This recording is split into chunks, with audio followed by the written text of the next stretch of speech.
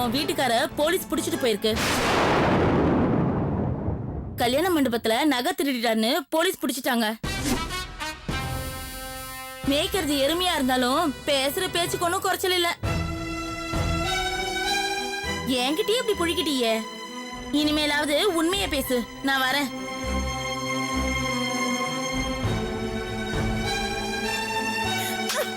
பாத்தியாடா, உங்க அப்பா பண்ண காரியத்தை பாத்தியா? சமையல் வேலைக்கு போக வேண்டான்னு தலையில அடிச்ச படம் சொன்ன, கேட்காம போய் இப்ப நகையை திருடிட்டாருன்னு போலீஸ்ல புடிச்சிட்டு போயிட்டாங்களாம். இப்ப நான் என்னடா பண்ணுவேன்?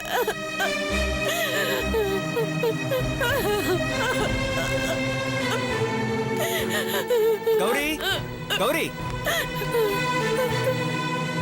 கௌரி. அப்பா, என்னென்னலாம் வாங்கிட்டு வந்திருக்க தெரியுமா? பையனுக்கு ஹெல்த் ட்ரிங்க், அப்புறம் விளையாடுறதுக்கு காரு, ஆட்டோ. என்னடா விளையாட்டு பொருள்லாம் பிடிச்சிருக்கா? விளையாடு.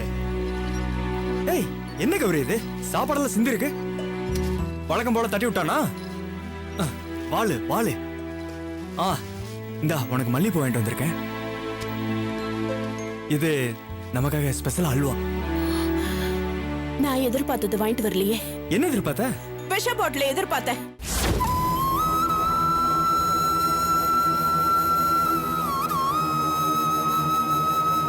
இதோட சேர்த்து விஷத்தையும் வாங்கிட்டு வந்திருந்தா நம்ம 3 பேரும் அதை குடிச்சிட்டு செத்து போயிருக்கலாம். ஏய், உனக்கு என்ன பைத்தியமா? கண்டபடி பேசிட்டு இருக்க? பட்ட அவமானத்துக்கு பைத்தியம் பிடிக்காதது ஒண்ணுதான் குறைச்சல். நினைச்சு பார்க்கவே கேவலமா இருக்கு. ஏய், நீ என்ன சொல்றீங்கிறது கொஞ்சம் புரியுற மாதிரி சொல்லு. போலீஸ் உங்களை விட்டுட்டாங்களா?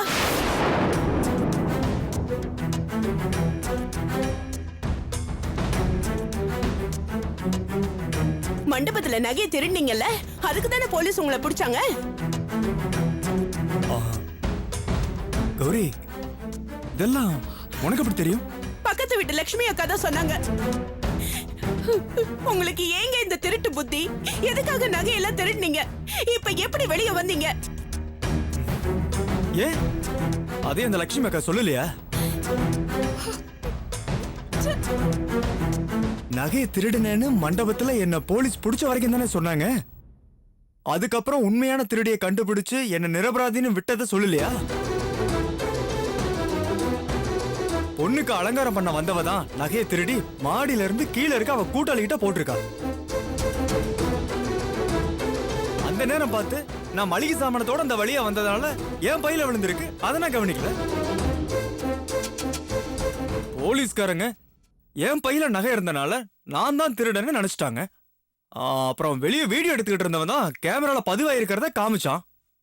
அதுல ஒரு பொண்ணு நகையை தூக்கி போடுறதும் அது என் பையில விழுகிறதும் பதிவாயிருக்கு. அதனால என்ன விட்டுட்டாங்க. புரியுதா?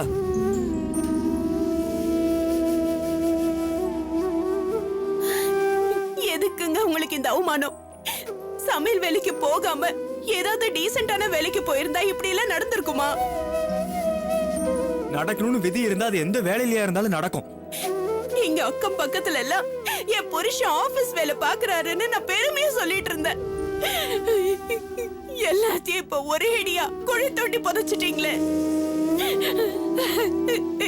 இனிமே நான் எப்படி உங்க மூச்சில எல்லாம் முழிப்பேன்? பெருமை அடிக்கிறத விட உண்மையை பேசுறது எவ்வளவோ மேல். எனக்கு பசிக்குது, சாப்பாடு எடுத்து வை போ.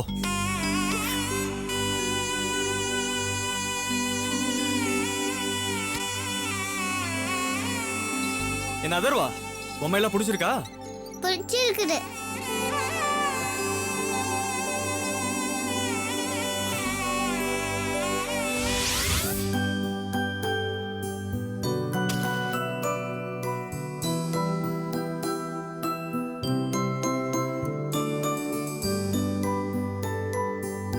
சிவகாமி அம்மா,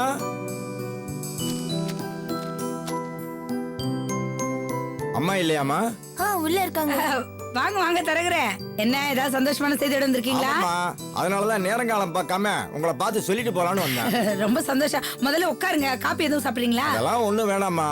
உங்க பையனுக்கு ஒரு அருமையான இடத்துல பொண்ணு பார்த்துட்டு வந்திருக்கேன்.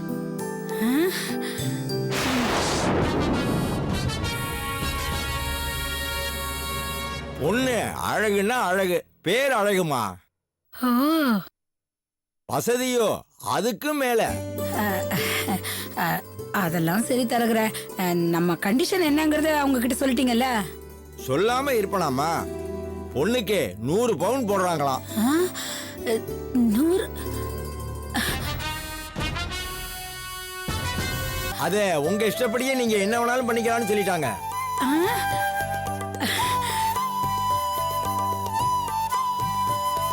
திருப்பனந்தாள்ல பெரிய உரக்கடை வியாபாரி கந்தசாமி, அவர்தான் பொண்ணோட அப்பா.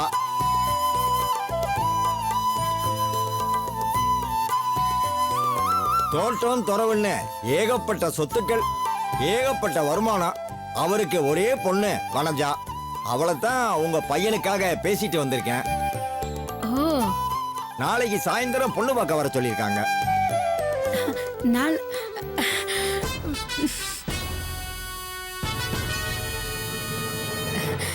தரகுற, எனக்கு கையும் ஓடல காலும் ஓடல. ரொம்ப பெரிய இடமா இருக்கு.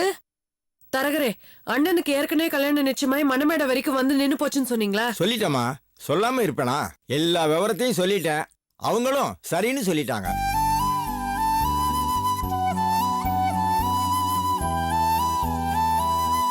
ஏன்னா அவங்க பக்கமும் ஒரு சின்ன குறை இருக்கு.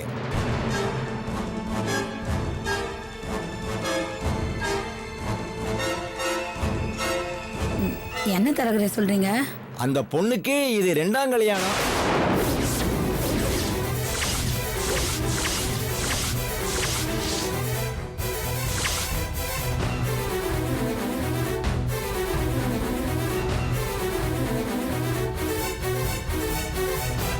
முத புருஷன் இறந்துட்டாரு.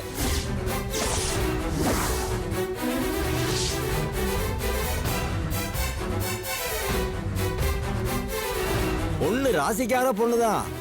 மாப்பிள்ளைக்கு ஜாதகம் சரியில்லை, அல்ப ஆயுசுல போயிட்டாரு. கல்யாணம் பண்ணிருந்தாலும் அந்த பொண்ணு 3 மணி நேரம் கூட புருஷனோட வாழணுமா?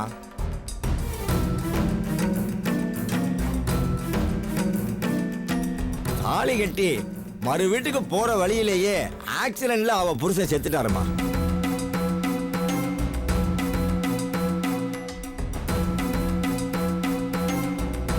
ஒரு வகையில பார்த்தா உங்க பையன்தான் அந்த பொண்ணுக்கு முத புருஷ மாதிரி.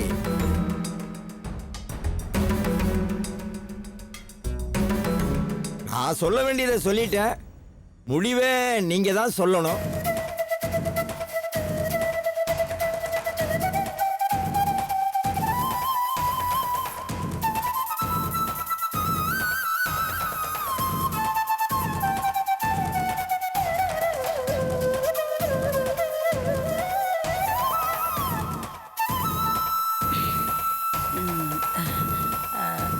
இதுல சொல்றதுக்கு என்ன இருக்கு தரகுற? என் பையன் மணமேடை வரைக்கும் போய் அவன் தாலி கட்ட முடியாம போயிடுச்சு. அந்த பொண்ணு மறு வீடு போகும்போது தாலி இறங்கிடுச்சு. ஆக மொத்தத்துல பார்த்தா கிட்டத்தட்ட 2 ஒரே மாதிரி தான். அதனால எங்களுக்கும் சம்மதம் சொல்லிடுங்க. பேசாம இரு. பொண்ணு என்ன சொல்ல வருது? அதெல்லாம் ஒண்ணும் இல்ல, எங்க வீட்லயும் எல்லாருக்கும் சம்மதம் தான் சொல்ல வந்தோம். சரி, அப்ப நாளைக்கு மதியமே இங்க வந்துடுறேன். இங்க இருந்து ஒரு காரை புடிச்சுக்கிட்டு திருப்பனந்தாள் போயிட்டு வந்தோம். தாராளமா போயிட்டு ரொம்ப வந்தோம். நல்லதுமா, வர்றமா. புரியுது புரியுது. இதெல்லாம் நல்லபடியா முடியட்டும். உங்களுக்கு திருப்தியாவே செஞ்சிருவோம். தரகுற, ஒரு நிமிஷம். வாடா கல்யாணம், நல்ல நேரத்துல தான் வந்திருக்கேன். ஒரு 500 ரூபாய் பணத்தை எடுத்து விட்ட கொடு. குடுடா, என்ன யோசிக்கிற?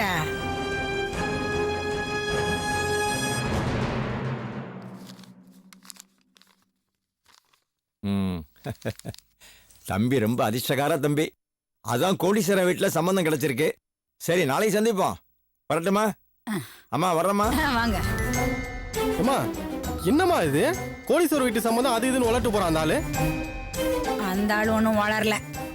டேய், உனக்காக பெரிய இடத்துல ஒரு பொண்ணு ஒன்று அமைச்சு கொண்டு வந்திருக்காரா.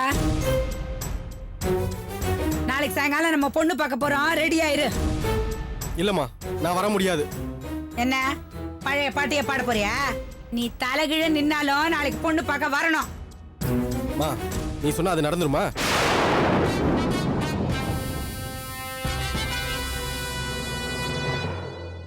இதோ பாரு, என்னால அபிராமி தவிர வேற யாரையும் நினைச்சு கூட பார்க்க முடியாது.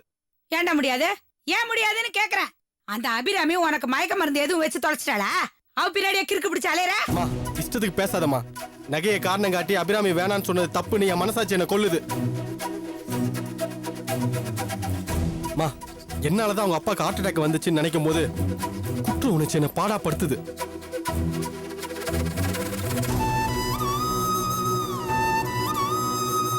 இதுக்கெல்லாம் பிராயச்சித்தமா அபிராமி என்ன கட்டிக்கிறதாமா சரிப்பட்டு வரும். டேய் நிறுத்துற.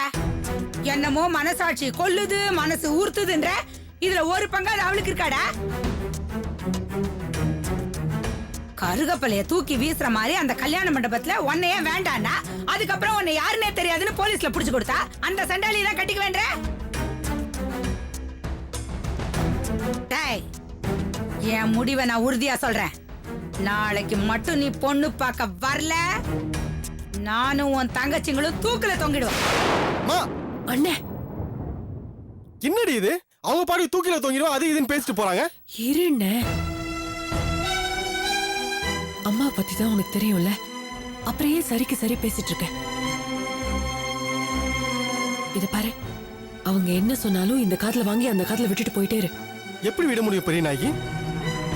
நாளைக்கு பொண்ணு பார்க்க போகணுன்றாங்க. சரிண்ணே, ஆனா நீ ஏன் அதுக்கு டென்ஷன் ஆகுற? ஏய் நீ புரிஞ்சுதான் பேசுறியா? அண்ணே, நாளைக்கு சாயந்தரம் தானே பொண்ணு பார்க்க போறோம். அதுக்குள்ள என்ன வேணாலும் நடக்கலாம். நீ இப்ப அமைதியா இரு. இல்ல பெரிய நாயகி, அதுக்குள்ள ஏதாவது. அண்ணே, அதான் என்ன வேணாலும் நடக்கலாம்னு சொல்றேன்ல. தைரியமா இரு. வாங்கடி, சாப்பாடு எடுத்து வைக்கிறேன், வா.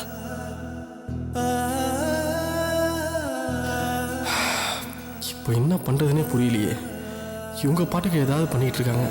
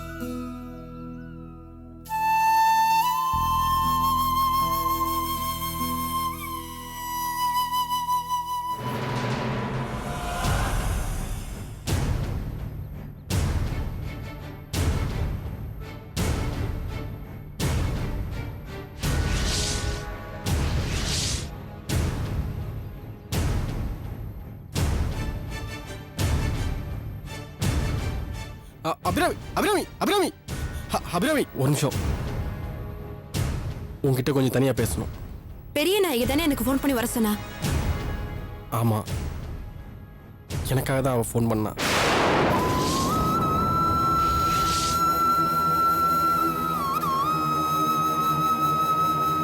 உன்கிட்ட ஒரு முக்கியமான விஷயம் பேசணும்.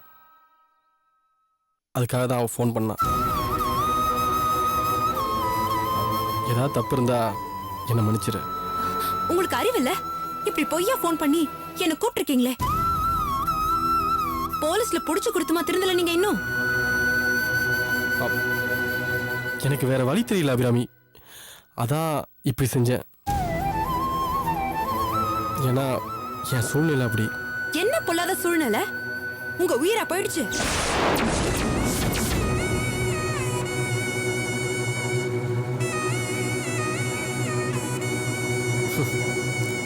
என் உயிருக்கு உயிரான நீ கைவிட்டு போயிடுவேன் தான் அபிராமி.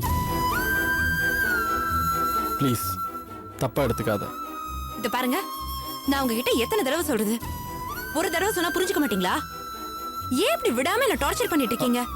அபிராமி, இது டார்ச்சர் இல்ல, தண்ணியில விளக்கம். எனக்கு பொண்ணு பார்க்க போறேன்னு அம்மா கிளம்பிட்டு இருக்காங்க. எனக்கு அதுல சுத்தமா உடன்பாடு இல்ல. உன்னை தவிர வேற யாரையும் என்னோட வாழ்க்கை துணைவியா நினைச்சு கூட பார்க்க முடியல. அதுக்காக உங்களுக்கு நான் கழுத்தை நீட்ட முடியாது மிஸ்டர் கல்யாணராமன். உங்க பாதை வேற, ஏன் பாதை வேறன்னு ஏற்கனவே முடிவாயிடுச்சு. அத மாத்தி எழுதணும்னு நினைக்காதீங்க. உங்களை பார்த்தது, பழகுனது, கல்யாணத்துக்காக மணமேடை வரைக்கும் வந்தது, இது எல்லாத்தையுமே நான் ஒரு கெட்ட கனவா தான் நினைக்கிறேன்.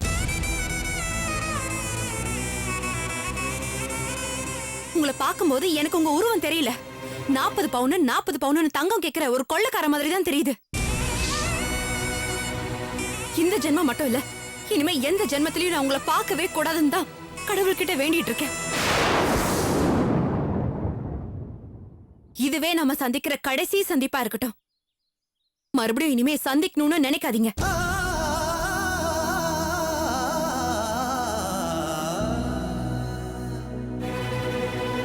மறுபடியும் சந்திக்கணும்னு முயற்சி பண்ணீங்க, நான் என்ன பண்ணுவேன்னு எனக்கே தெரியாது.